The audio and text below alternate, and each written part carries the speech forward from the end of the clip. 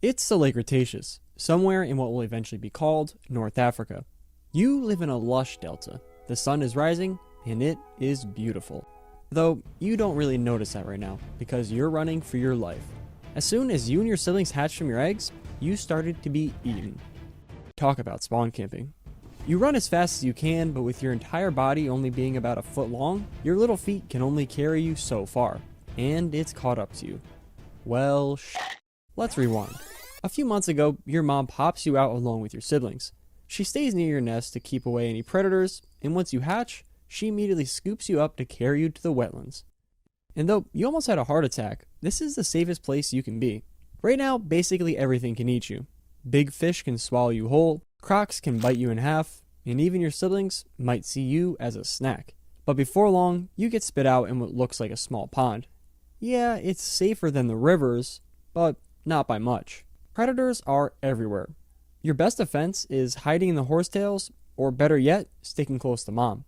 But sooner or later, they're gonna catch you alone. So you need to grow, which means eating like your life depends on it. Because it does. You start with the easy stuff, frogs, bugs, and the occasional dead fish. But when you check to see how much progress you've made, you're gonna need something a bit more nutritious. Standing at the edge of the water, you know fish are everywhere, but you just don't know how to catch them. You tried hunting like the crocodiles, but that doesn't work. So you decide you need your own approach. You start crafting the perfect method.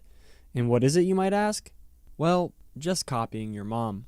To catch fish, she lets them come to her. Her teeth, unlike most theropods, are round and conical, designed to pluck fish right out of the water. She just waits with her mouth open, using her snout to detect the slightest touch, and once she does, dinner is served. It seems easy enough, until you try it yourself. Catching fish feels more like grabbing a slippery bar of soap. Clearly, this is going to take some practice. For the next few months, that's your life. Dodging crocs, studying your mom, and honing your fish hunting skills.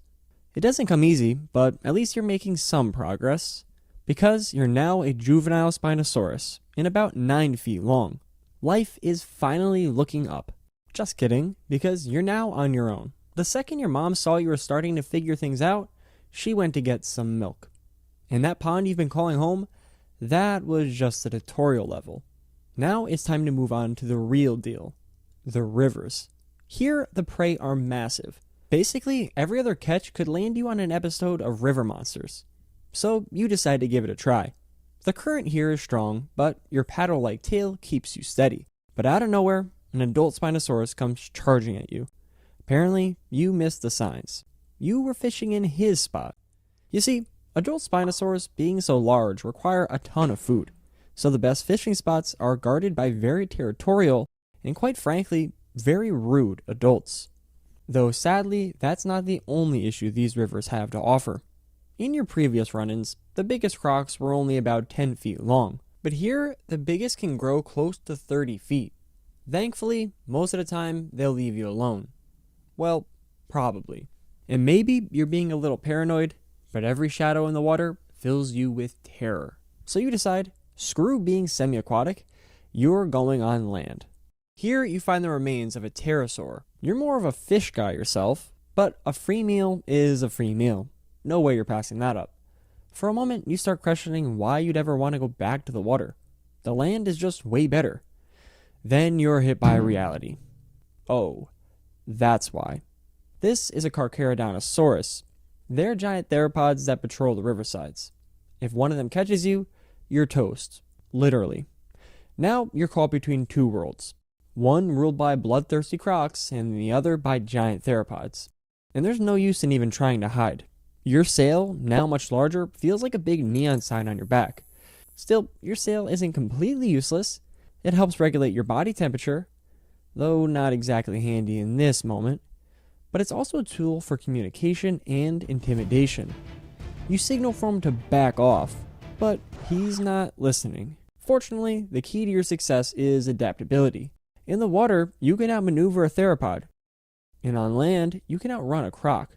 With your mix of traits and a little bit of luck, you can escape most danger.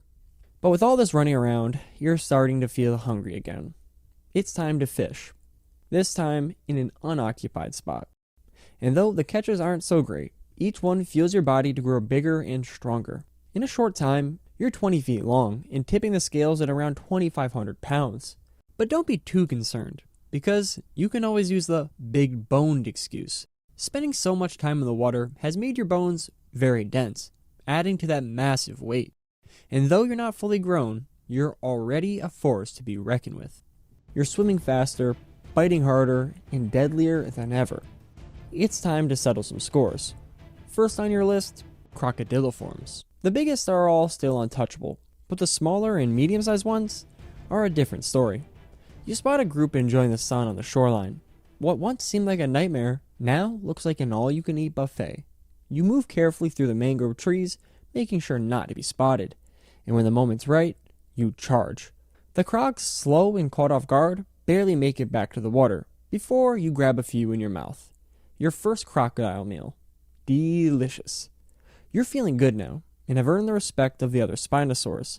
You're the new kid on the block, but to match your new style, you figure you need a better fishing spot to go with it. Scouting the area, you set your sights on a tired old Spinosaurus. His sluggish movements make it clear he can't keep up with the competition anymore. You confront him. Your intimidating size and aggressive display are too much for him to handle. With a defeated look, he retreats, leaving you victorious and in possession of the prime fishing spot you've been eyeing. Here, the fish are huge. Onchopristis, over 20 feet long. Coelacanths, over 15. The food is almost too much. At this point, you're unstoppable. By about 18, you're nearly fully grown. You're weighing about 7 tons and close to 40 feet long. But you're looking a little funny. I know. You're wearing the wrong outfit. Nope. Nada. No. There it is. You see, Spinosaurus changes more times than a teenager before prom night. Every year, scientists make some new discovery, and boom, a new Spinosaurus comes out. So, if you want to stay up to date with the trends, you're going to look like this. For now. You're the largest predator in your environment. The water and land are your domain, and nothing can stand in your way. And while most of the time you can be found standing in the shallow water catching fish, you do occasionally go on land. Mostly to rest, but sometimes to grab some free meals. Even Carcharodontosaurus, that are nearly as big as you, will be scared off by your size, aided by the fact that your sail makes you look a lot bigger than you really are. You've gotten everything you've ever wanted. Strength, your own territory, respect, but something is missing. Love. And perfect timing, because it's mating season. Finding a mate isn't easy. Sometimes you have to fight other Spinosaurs, but even when you don't, matching still isn't guaranteed, because your sail has to be attractive. But you are eventually able to find a mate. You do this by pushing blood through your sail and winning her over. In a little bit of time, you have your own babies. You've accomplished everything you wanted, but the years have been hard on you. Holding back others from taking your fishing spot has aged you fast, and just like everything else, you can only stay on top for so long. One day, just like you had before, a young male comes and takes your territory. With the loss of your fishing spot, you slowly get weaker and weaker.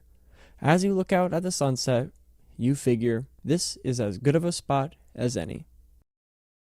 If you like this video, you'll probably like that video. Thank you for watching, and please subscribe. Jehona out.